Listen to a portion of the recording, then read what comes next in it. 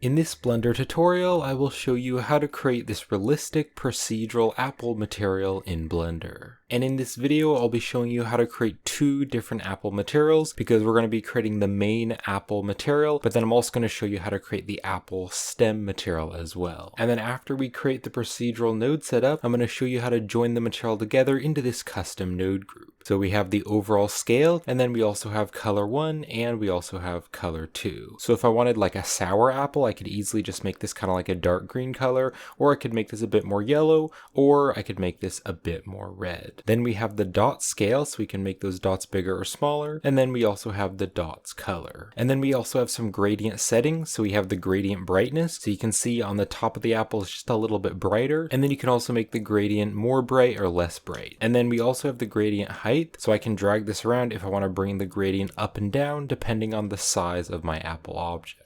And then I also have the gradient color right here. Then I also have the noise scale, so we also have the noise detail, and then we also have the noise distortion. And then we also have this noise color here, and this is kind of like an alternative color. And then we also have some wave settings, so I can change the waves detail with this value right here, and then I can change the wave scale 1, and then I also have the wave scale 2. And then finally we have the roughness of the material, and then we have this noise bump scale, and then also the bump strength. And then I'll also show you how to create this simple apple stem material. And for this one, we have the overall scale, and then we also have color 1 and color 2. Then we have the noise scale, and then we also have the wave scale. We also have the wave distortion, and then we also have the roughness and also the bump strength.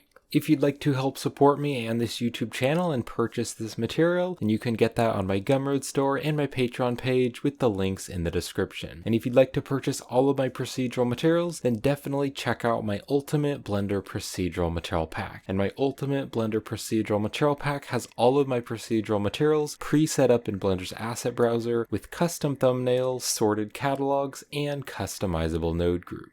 And every time I create another 10 procedural materials, I update the Ultimate Procedural Material Pack with the new materials. So all of my existing customers can re-download the product files and get all the new updates. And up here on the screen, these are all of the new materials that I've just recently added to the Ultimate Procedural Material Pack. And every time I create 10 more materials, I also create a procedural material pack. So I've just recently released Blender Procedural Material Pack number 14. And your support really does help me to keep on creating these free tutorials. And if you'd like to learn how to create any of my procedural materials, you can check out my procedural material tutorial playlist here on YouTube. So real quick, I'm going to show you my scene setup if you want to set it up the same way that I have. So I'm going to press Shift A, and I'm going to go here to Mesh, and I'm going to add a UV sphere. And then right after you add the UV sphere, you can click right behind me on the little Add UV Sphere settings, just open that up. Now here on the rings, I just want to change this to 18, and then here on the segments, I just want to change this to 16. And then I can click here to close the Add Icosphere settings. Now in modeling to the real life scale in Blender, the default primitive objects are a little bit higher than an average human, so I'm going to scale this object down, and I'll type in 0.1, and then enter. And then I can press Ctrl A, and I want to apply the scale, so this is now the object's new default size. So I'm now going to go into edit mode, and then I want to press the O key to turn on the proportional editing. And I'm going to click here on the center vertex, and I can press G to grab, and I'll bring it down on the Z axis. And I'm going to scroll my mouse wheel to change the size of the proportional editing. And I'm just going to bring in the center of the apple there. Then I'm going to hold down the Alt key, and I'm going to select this vertex here, and I'm going to scale this up, and I can also bring it up on the Z axis to kind of bring up the top of the apple. And then I can go down here to the bottom, and I can select the bottom vertex, and I can bring that up on the Z axis to bring in the bottom of the apple. And then what I want to do is click here to go to the face select, and I just want to hold down the Shift key and select 4 of these faces, and I want to bring them down on the Z axis, and then I can also scale it out a little bit. And then I want to do kind of a similar thing up here, so I want to select some faces here, so I'll select this face, also right over here, hold down the Shift key, select this face, and also this one here, and then also this one right here. So I can bring these up now on the Z axis just to kind of make the shape of the apple. And then what I can also do is click right here to go to the vertex select, and I can hold down the Alt key and select that loop of vertices. I can hold down the Shift and Alt key, select that loop of vertices, and Shift Alt select that loop of vertices, and this one as well. But then I want to deselect the bottom ones, so I'm going to hold down the Z button and go into wireframe, and I can hit B for the box select, and I can click and drag with my middle mouse wheel and then let go to deselect those vertices. And I can go back to solid view. And I can now bring these down. I'm going to bring them down on the Z axis, and I'm just making kind of that lumpy shape of the apple. And then also in object mode, I can press Ctrl 2, and that is going to add a subdivision surface modifier to the object so that it is smoother. And then using the object context menu, I can shade the object smooth. And then I can go back here into edit mode, and I can select some of the loops and I can scale them up if I need to change the size of it. And I can also just select some vertices and kind of drag them around to kind of make the apple just slightly lumpy and bumpy. And also here on the bottom, I can bring this in a little bit. I can also hold down the Alt key and select some loops of vertices, and I can scale this in a little bit just to make the bottom of the apple kind of come in and be a little bit smaller. And then let's also model the apple stem.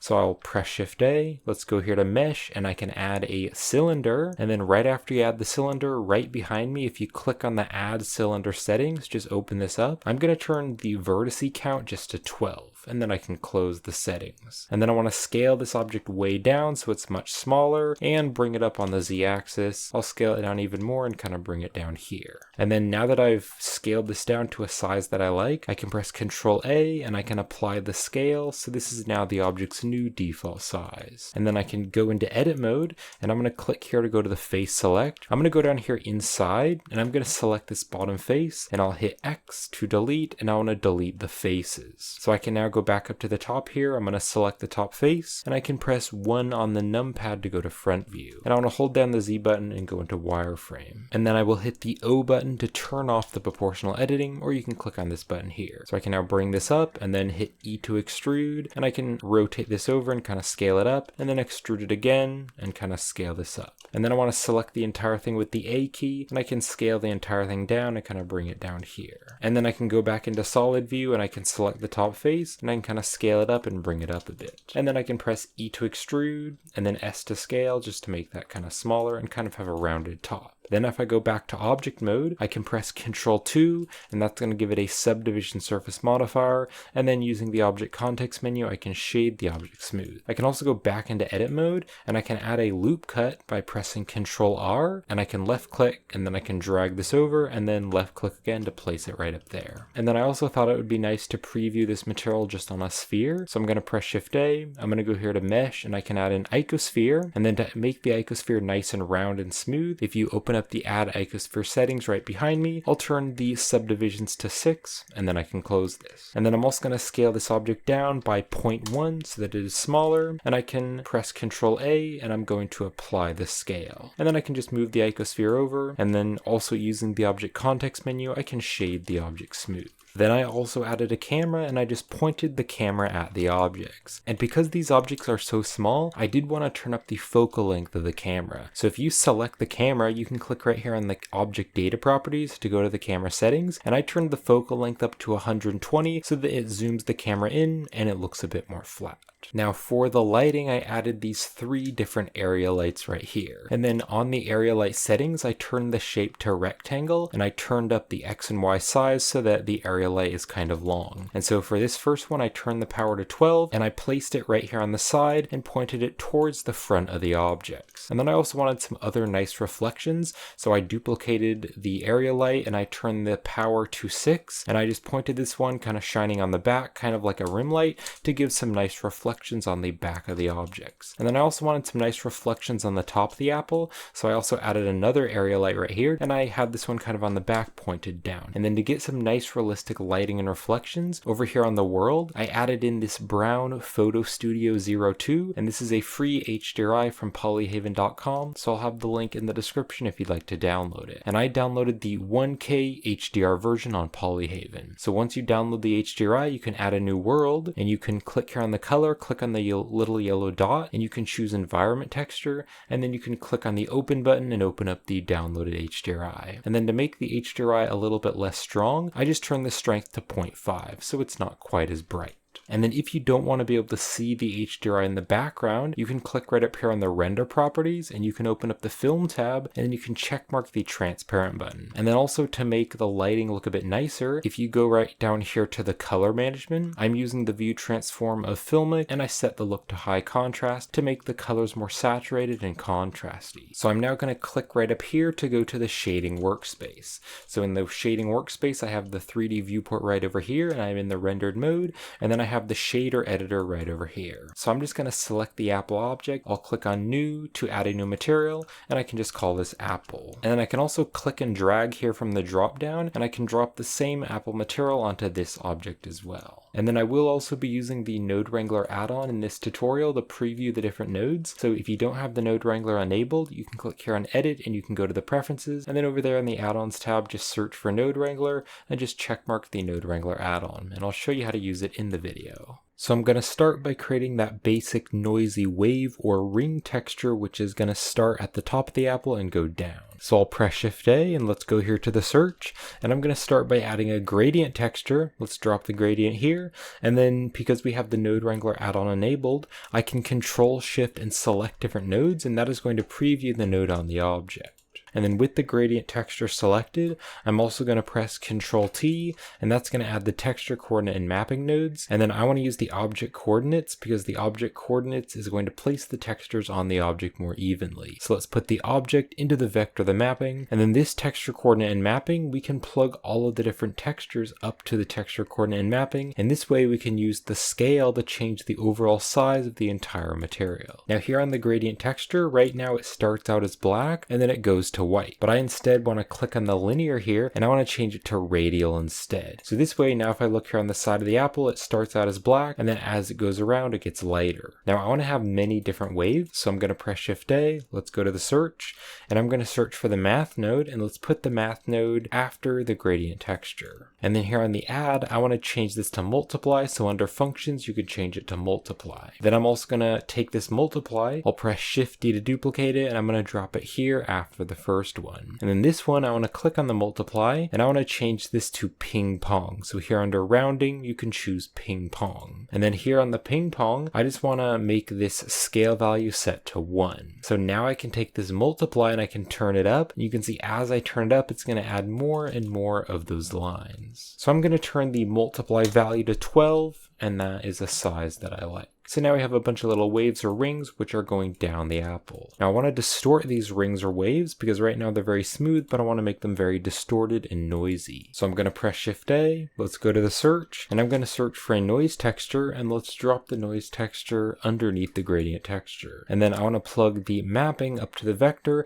and that way this noise texture is also going to use the object coordinates. And let's Control Shift and select the noise texture to preview it. And then I want to change some of the settings here. So I'm going to turn the scale way up so I can see the noise texture better. So I'm going to turn the scale to 16, and then I also want to turn the detail all the way to the max of 15. And then I do want it to be very detailed, so let's turn the roughness all the way up to 1. So now it is very noisy and rough. I'm also going to turn the distortion value up to just a 0.1 as well. Now I want to stretch this noise texture so that it is a bit longer and it's kind of stretched going up and down. So I'm going to click on this mapping node. I'm actually going to click and drag just to box select these nodes and bring them back a bit. And then I can click on the mapping and I can press Shift D to duplicate it, and let's drop it here between the mapping and the noise texture. So I can now use this mapping to change the scale of the noise texture, but then this mapping can be used to change the size of the entire material. So here on the mapping Z scale, I'm going to turn this to just a 0.4. So now if you look up closely, you can see the noise texture is kind of stretched along the apple. So let's drag the mapping right up here. And then I also want to combine these two wires. So I'm just going to hold down the Shift key, and then I can right click and drag over these wires and let go. And that's going to add a reroute and it's going to join them together. So I now want to use this noise texture to distort the gradient texture.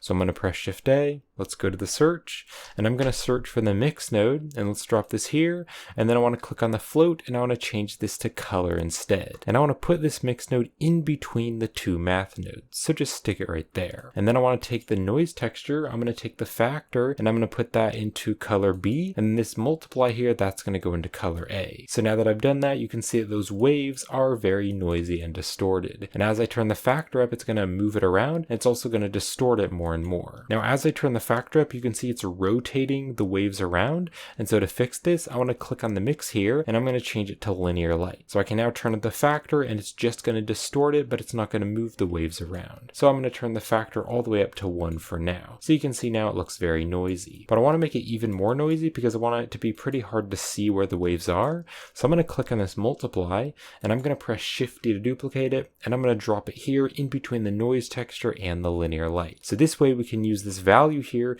to make the noise texture even stronger. So I'm going to turn this value all the way up to 20 so that we're multiplying the noise texture. So now it is being distorted so much that it's all super noisy. So I can now turn the factor down, and it's going to be less distorted. So I'm going to turn the factor here on the mix node to just a 0.41. That way you can still see that there are those lines there are those waves, but they're very distorted. And then I also want to make these colors a little bit darker. So I'm going to press Shift A, I'm going to go to the search, and I'll search for a color ramp, and let's stick this here after the ping pong. And so I can now click on the black tab, and I can drag the black tab over, and that's going to make it darker. So I'm going to drag the black tab to about here, and then also this white tab right here, I want to make this a little bit darker. So I'm just going to make this kind of like a light gray. And on this other tab here, the light gray color that I'm going to be using is going to be a hex value of 9 6 times. So all of these nodes here, this is the first group of textures. So I'm just going to click and drag to box select all the nodes, so the mapping nodes and all these nodes in between and the color ramp. And I'm going to press Ctrl J, and Ctrl J is going to add a frame, and I'm just doing this just to keep my nodes nicely organized. And with the frame selected, you can press F2 to add a label, and I'm just going to call this waves, just to keep the nodes nicely organized. I can also bring this down, maybe compress the nodes a little bit better. So I'm now going to be creating the next group of textures, which is going to be the gradient. So I'm going to press Shift A, let's go to the search, and I'm going to start by searching for a gradient texture, and let's drop it down here, and then I can Control Shift and select the gradient texture to preview it. And let's also plug the same mapping vector up to the vector of the gradient texture. Now I don't want this gradient texture to be going back and forth, I instead want it to be black down here and then kind of be lighter up here so that the top of the apple is a little bit lighter. So I'm going to click on this mapping node, I'll press Shift D to duplicate it, and I can drop it here in between the mapping and the gradient. So I can now use this mapping to rotate the gradient. So here on this Y rotation value, I'm going to type in 90 so that now the top of the apple is lighter and then it is darker on the bottom. And then I want to make it much more contrasty because it is very gray right now. So I'll press Shift A and I'll go to the search, and I'm going to search for a color ramp, and let's put the color ramp here after the gradient texture. And then I can drag this white tab over, and that's going to make it much more contrasty. So I'm going to drag the white tab to about here. Now, as well as having a gradient around the top of the apple, I want to have another gradient which is just going to be the very inside of the apple. So what I'm going to do is box select these nodes and bring them down, and then what I'm going to do is select this gradient texture. I'll press Shift D to duplicate it, and I'm going to drop it right up here. And then I want to plug this same mapping up to the vector of this gradient texture. And I can Control Shift and select the gradient texture to preview it.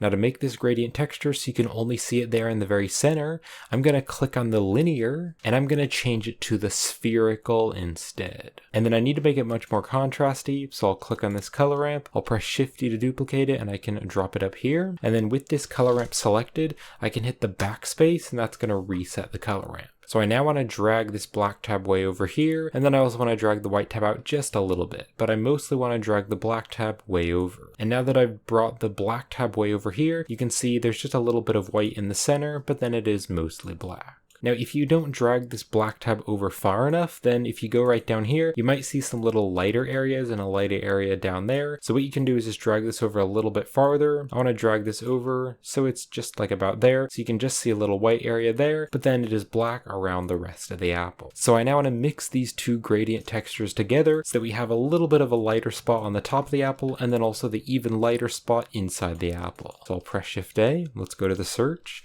and I'm going to search for the mix node. Let's drop drop it here, and then I want to change the type to color. So I can now take this top color ramp and I'm going to put that into value B, and then here this bottom color ramp, I'm going to put the color into value A, and I can control shift and select the mix to preview it. And then on the type here of this mix, I want to click on this and I just want to change it to darken. So if I now turn the factor all the way up to 1, it's just going to use that small gradient, but I do want to be able to see a little bit of the other gradient. So I'm going to turn the factor value to a 0.95. So just a 0.95. This way the bottom of the apple is black, then the top of the apple is a little bit gray, and then on the inside of the apple it is that lighter color. And then later on in the custom node group, I do want to be able to control the brightness of this gradient texture. So what I can do is press Shift A, I'm going to go to the search, and I'm going to search for the hue saturation value, and let's put the hue saturation value in between this bottom gradient and this bottom color ramp. So we now have this value, and if I turn the value up and down, you can see that's going to make the gradient brighter or darker. And so we can use this later in the custom node group to control the gradient. So all of these nodes here, these are all the nodes for the gradient. So what you can do is click and drag to box select all these nodes. I can press Ctrl J to join it together into a frame. And with the frame selected, I can press F2 and I can just call this gradient. And then I can compress these nodes down a little bit just so that it's a bit more organized. So I now want to make another group of textures, and that is going to be the dots textures. So I'll press Shift A, I'm going to go to the search, and I'm going to search for the Voronoi texture. Let's drop it down here, and I can Control Shift and select the Voronoi to preview it. And then I want to take this same mapping and texture coordinate, and I want to put the vector into the vector of the Voronoi. And then I can turn up the scale so that we can see more of those dots. And on the Voronoi texture, I'm going to turn the scale to 155. I think that's a pretty good size. Now I want to make these little dots here from the Voronoi texture be very noisy. So I want to distort the Voronoi texture with another texture. So I'll press Shift A and I'll go to the search, and I'm going to search for a noise texture. Now let's put the noise texture in between the mapping and the Voronoi. So because the noise texture is going through the vector, it's distorting the placement of the Voronoi. So now let's change some of the settings. So on the scale here, I'm going to turn this up to like a 25, and then I'll turn the detail to the max of 15. And I do want to add some more roughness, so I'll turn the roughness to 0.8. So now you can see it is very noisy. Now this is way too strong, and so I want the noise texture to have less of an effect over the Voronoi. So I'm going to press Shift A, let's go to the search, and I'm going to search for another mix node. Let's drop this down here, and I want to change the float to color instead. So I now want to take the noise texture color, and I'm going to put that into value B.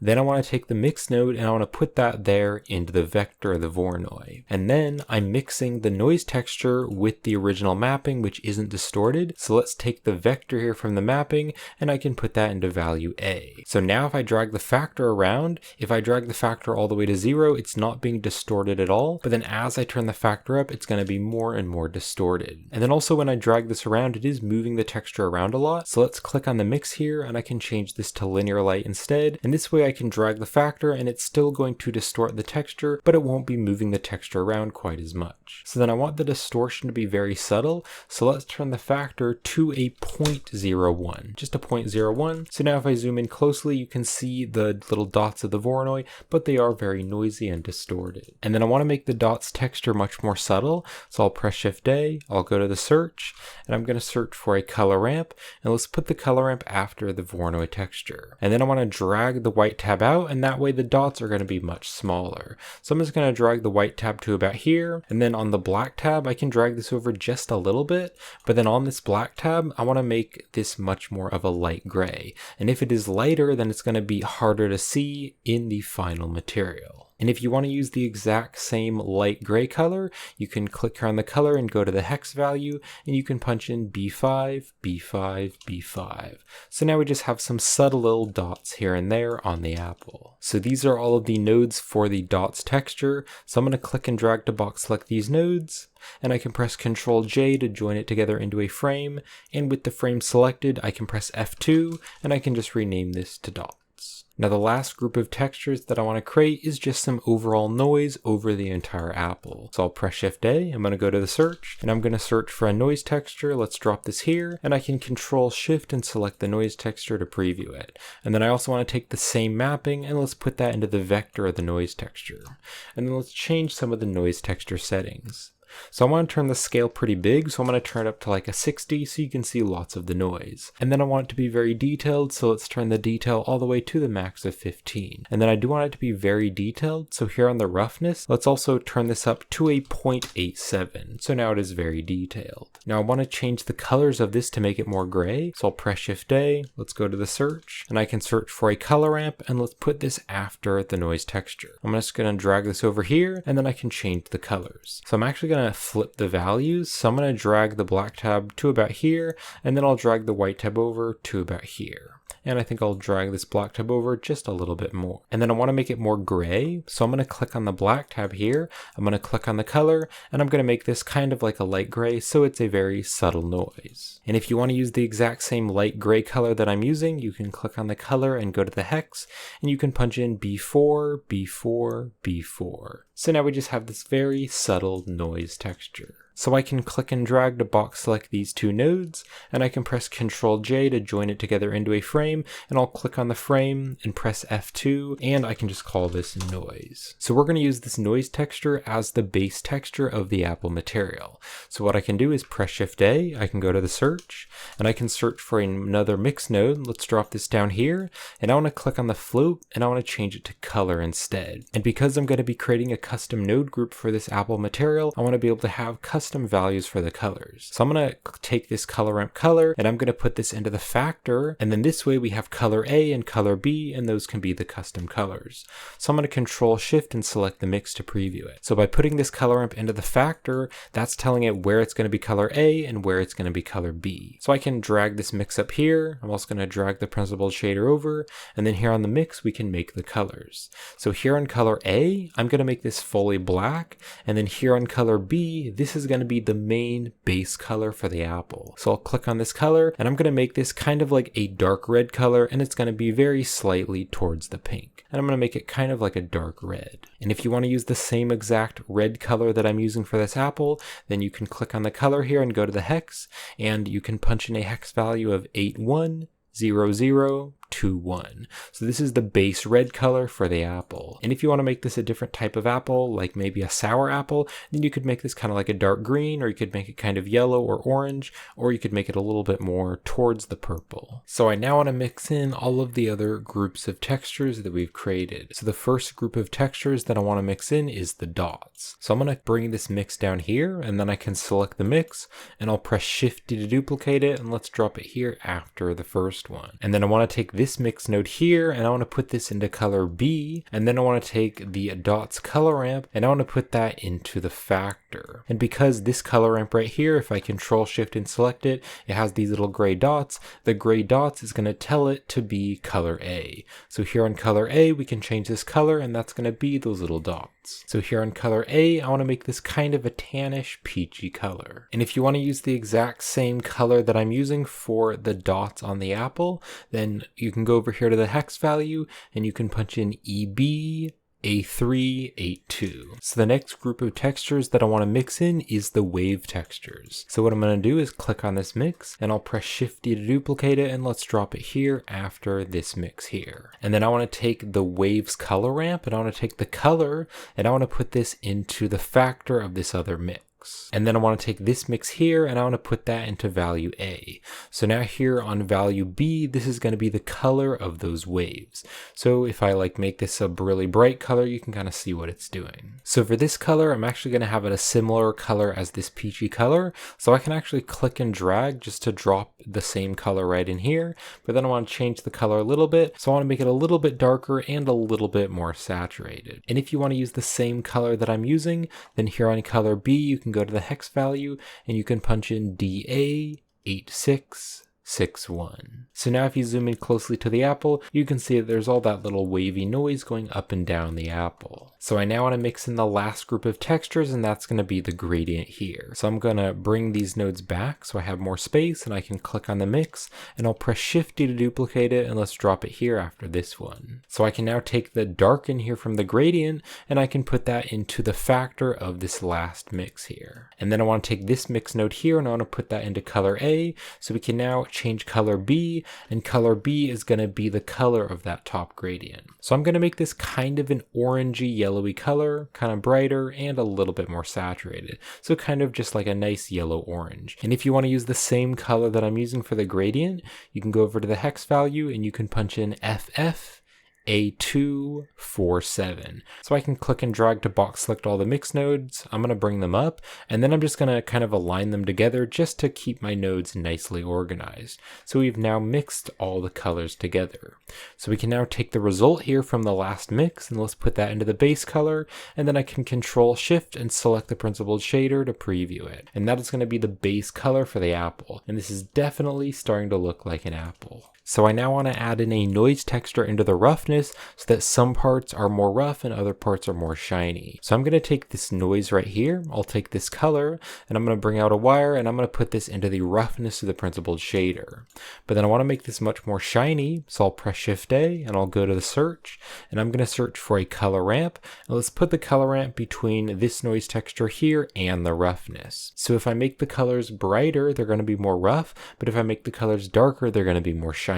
So if I click on the white tab here, I can click on the color, and I'm going to make this much darker because I want the apple to be much more shiny and reflective. And if you want to use the same color that I'm using, then you can go to the hex value and you can punch in 868686. So now you can see the apple looks all nice and shiny. And then later on, when we create the custom node group, I want to be able to control the roughness values. So what I can do is bring the color ramp back, and I can press Shift A and I'll go to the search, and I'll search for the hue saturation value, and I want to put that in between the color ramp and the principled shader.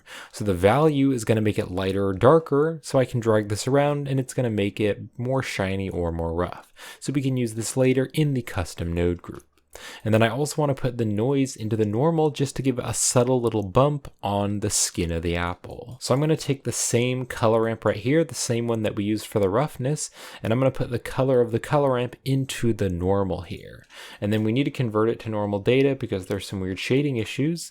So I'll press Shift A, I'll go to the search, and I'm going to search for the bump node, put the bump node in between the color ramp and the principled shader. And then I want to put the color ramp into the height value of the bump. And this way it's actually converting it to normal data. And then it is way too strong, so let's drag the strength value down so that it is very, very subtle. And I'm going to use a strength value of 0.05. So now on the surface of the apple, there is a tiny little bit of bump. And there we have it. So there's the realistic procedural apple material. So I'm now going to show you how to join this all together into a custom node group. So what I can do is click and drag just to box select all the nodes except the material output. And I can now press Ctrl G. Ctrl G is going to join it together into a node group, and you can press the tab key to go in and out of the node group. So outside of the node group, I can drag this node group over here, and I can drag it out to make it a bit bigger. And then if I click here to rename this, I can just rename this to Apple. And then with the node group selected, I can press tab to go inside the node group. And if I press the N key, I can open up the side panel here. And if you click over here on the group tab on the side panel, we have the inputs and the outputs. Now right here on the outputs, I want to double click on this to rename it. And I prefer to call it shader. So outside of the node group, you can see it is called shader. So let's go back into the node group. So we can now plug all the custom values into this group input. So I'm going to drag the group input right down here, and then I can take the scale and I'm going to put that into the extra socket here. And this will allow us to change the scale of the entire material at once because the mapping node is going into all of the textures. Now right here on the inputs, you can see this scale is a purple dot. And so if I go outside of the node group, we're going to have 3 different values. But I just want it to be one value. So if I go back into the node group, if I click on the scale here, I want to click on the type and I want to change it to float. And this way it's just going to be one single value. So then here on the default value, I want to turn this to 1. And then if I go outside of the node group, I also need to turn the scale value back to 1. And so now I can drag this around to change the size of the entire material. So let's go back into the node group. The next values that I want to add are color 1 and color 2. So I'm going to drag the group input right over here above this mix. And then I want to first take color B and I want to put that into the extra socket here. And then I can click on this to rename it. it, and I'm going to rename it to color 1. And then I also want to add in color A, so let's take color A, I can put that into the extra socket, and I can click on this to rename this, and I'm going to rename this to color 2. So I now want to be able to change the dot scale. So let's drag the group input right down here behind the dots, and this scale value is going to change the size of the dots. So let's put the scale into the extra socket here, and I can click on this to rename it, and I'll just rename it to dot scale. And then I also want to be able to control the color of the dots. So let's drag the group input right up here, and this second mix right here, this color is going to change the color of the dots. So let's take color A, and I can put that here into the extra socket, and then I can click on this, and I can just rename this to dots color. And then I also want to be able to control the gradient. So let's drag the group input right back here behind the gradient nodes. And I first want to control the amount of the gradient. So right here on this darken in the gradient, I can drag this factor, and that's going to control the amount of the gradient. So let's take the factor, and I'm going to plug this here into the group input, and then I can click on this to rename it, and I'm going to rename it to gradient amount.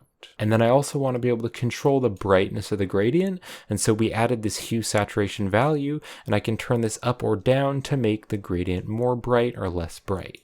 So let's take the value, and I can put that here into the extra socket, and I can rename this to gradient brightness. Now I also want to be able to control the height of the gradient, and so on this mapping node right here, we can take this X value and we can drag it up and down, and that's going to change how high the gradient is. And actually on this mapping node here on the X, I do want to bring the gradient up a little bit. I'm going to turn this to a negative 0.03, just a negative 0.03. And now if I go over here to this color ramp and drag this black tab over, you can see the gradient is a little bit higher, and I do like that a little bit better. So I want to be able to control this location X, and that way it'll bring it up and down. But I don't want to be able to control the Y and the Z. So what I can do is add a node here to break up the values. So I'll press Shift A, I'm going to go to the search, and I'm going to search for the combine XYZ, and I want to put the combine XYZ right up here above the group input because I don't want any of the wires to be connected up to it. So I now want these values here to be the same as these values here. So I can click on the X, and I can press Ctrl C to copy that value, and then I can click on the X here and press Ctrl V to paste that value. So now the location values are the same as the combine XYZ. So I can take the vector and let's put that into the location of the mapping. So we've basically broken up the values, and so now we have an individual X, Y, and Z value. So I can just take the X value and let's put that into the group input. And then if I click on the X to rename it, I'm going to rename this to gradient height. So then outside of the node group, I can drag this up and down, and that's going to change how high the gradient is. It is a little bit hard to see, so if I just turn this way down, turn the gradient amount down, I can now drag the gradient height, then I can make that bigger or smaller. I'll just press Ctrl Z though to undo that because I want the gradient height to be at 0.95. So let's go back into the node group. Now I also want to change the color of the gradient. So if I go right over here to these mix nodes, I want to take this last mix, and this is going to change the color of the gradient. So I can take color B, and I'm going to drag this all the way over here, and I want to stick it into the group input. And then I can double click on this to rename it, and I'm going to rename it to gradient color. Now I also want to be able to control some of the noise settings. So I'm going to drag the group input right up here above the waves, and you can see we have this noise texture, and I can drag this around to change the noise scale. So let's take the value, and I can put this here into the extra socket, and then I can just rename this to noise scale. And then I also want to be able to control this detail value right here on the noise texture. So let's put the detail into the extra socket, and I can rename this to noise detail. And then I want to do the same thing for this distortion value right here. So let's take the distortion, I can put that into the extra socket, and then I can rename this to noise distortion. And then I also want to be able to control the noise color. So if I go back here to the mix nodes, we can take this last color here, color B, and I can drag this over here, and let's stick this into the extra socket. And then I need to click and drag down so I can see all the inputs, and I can rename this to noise color. Now on this noise texture here, we also have this roughness value, and if I turn this down, you can see it's going to change the detail of those waves. So let's take the roughness, and I can put that into the extra socket, and then I want to click on this to rename it, and I'm going to rename it to waves detail. And then I also want to be able to control the scale of the waves, and so we have these two values here on both of these multiplies, so both of the math nodes, and that'll change the size of the waves. So let's take the value, I can put that into the extra socket, and then on this multiply here, I can also take the value and put that into the extra socket. And then here on the inputs, I can click on this to rename this, and I'm going to rename this to waves scale 1. And then this bottom value right here, I can click on this, and I want to rename this one to waves scale 2. And then I also want to be able to control the roughness of the material, so I can go right back over here to the principled shader, and we have this hue saturation value which is going into the roughness. So this value is going to make it lighter or darker, and so that'll change the roughness. So let's take the value, I can drag this all the way over here, and I can put it into the extra socket, and then if I click on this to rename it, I can just rename it to roughness. And then I also want to be able to control the size of the noise which is going into the bump. So this noise right down here on the very bottom, this one is going into the bump. So what I want to do is take the scale here of this noise, I can pull out a wire, and I'm going to drag this up here, and I can stick it into the extra socket. And then I can click on this one to rename it, and I'm going to rename this one to noise bump scale. And then the last value that I want to add is just the bump strength. So here on the bump, I can click on the strength, I can pull out a wire, and I'm going to drag this all the way over, and I'm going to stick it here into the extra socket, and I can click on this to rename it, and I can just rename it to bump strength. So that is it. That is the finished custom node group. So I can now hit the tab key to go out of the node group, and we can review the material. So we have color 1 and color 2, and if you changed color 1, that's going to change the main color of the apple. So I could make this like a sour apple if I wanted to. And then we also have color 2, and then we also have the dot scale.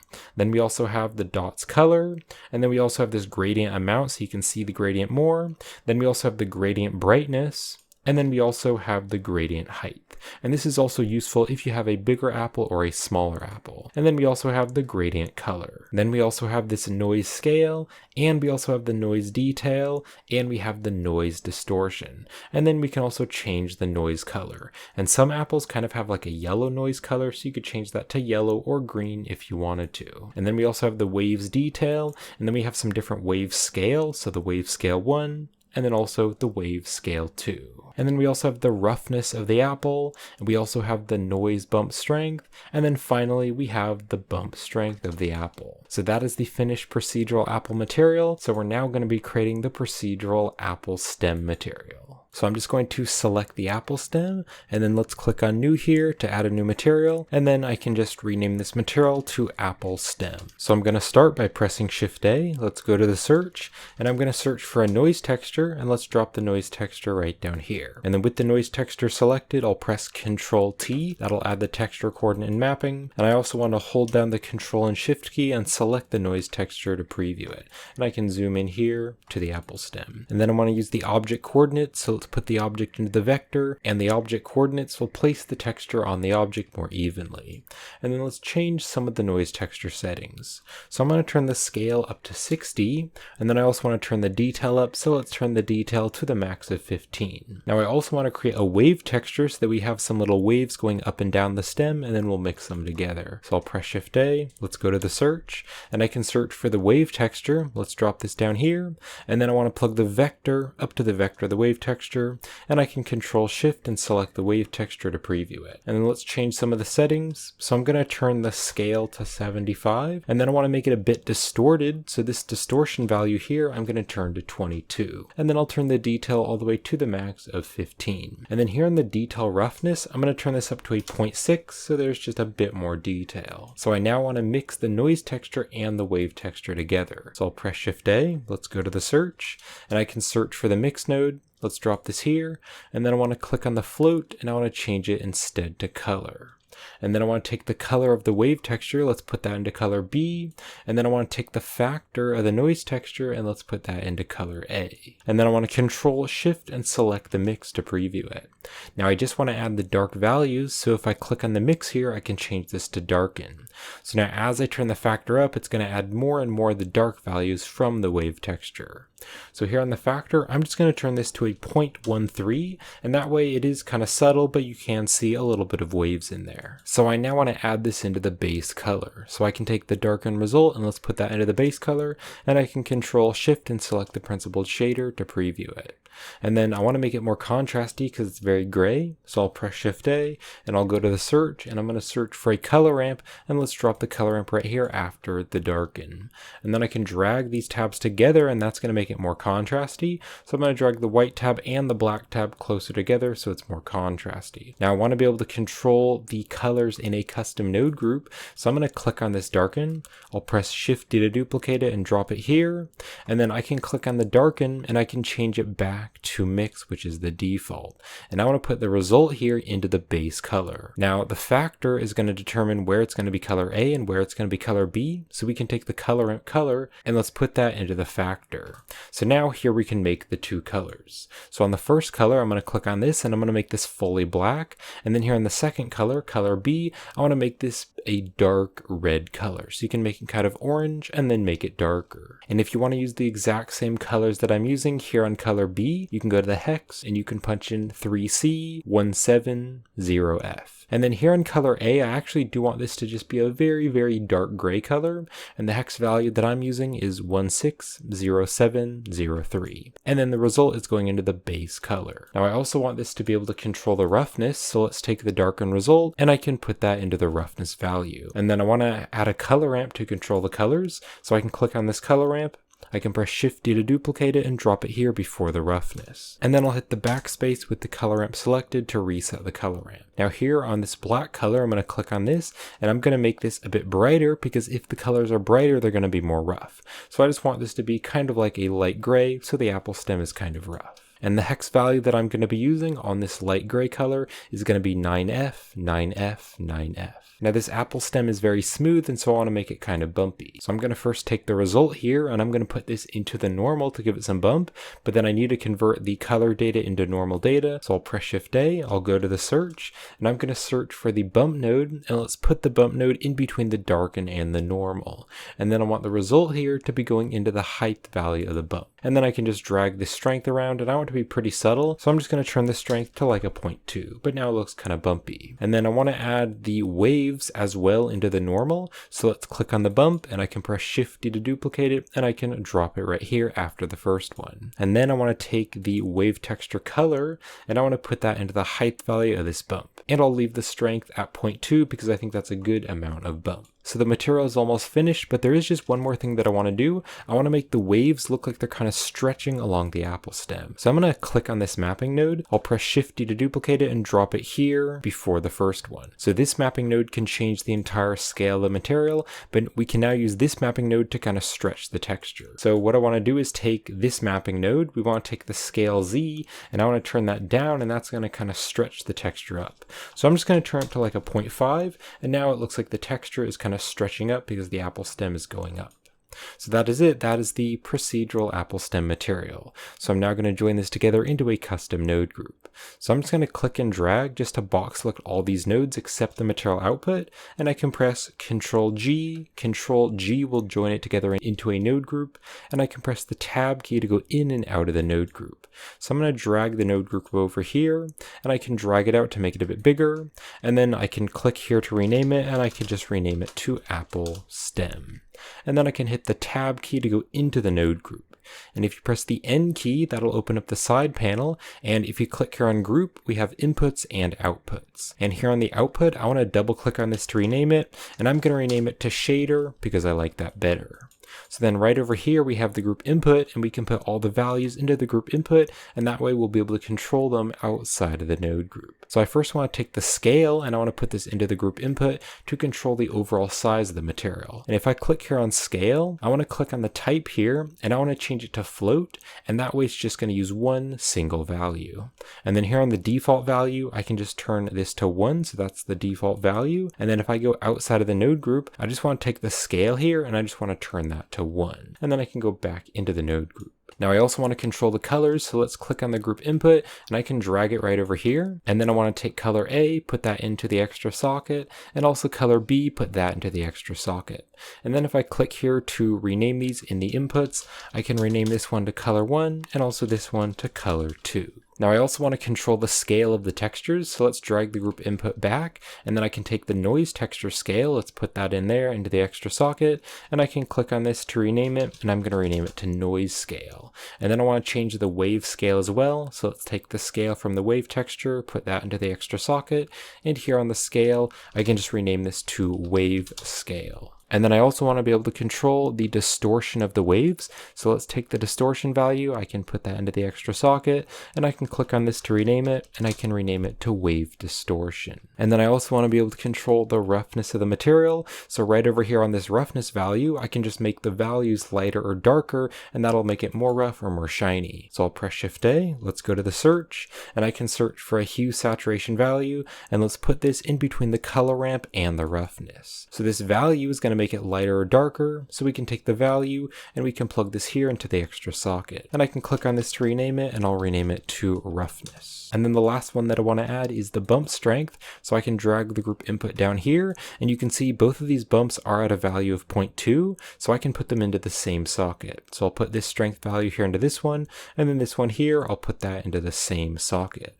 And then if I click on this to rename it, I can rename it to bump strength. And that is it. That is the customizable node group. So I'll hit the tab key to go outside of the node group. So we have the overall scale, and then we also have color 1 and color 2. We also have just the noise scale and just the wave scale, and then we have the wave distortion. And then to finish this off, we have the roughness and the bump strength. And so here is the finished procedural Apple material. So I'm just going to give this a final render. So I hope you enjoyed this tutorial, and I hope you found it helpful, and thank you so much for watching.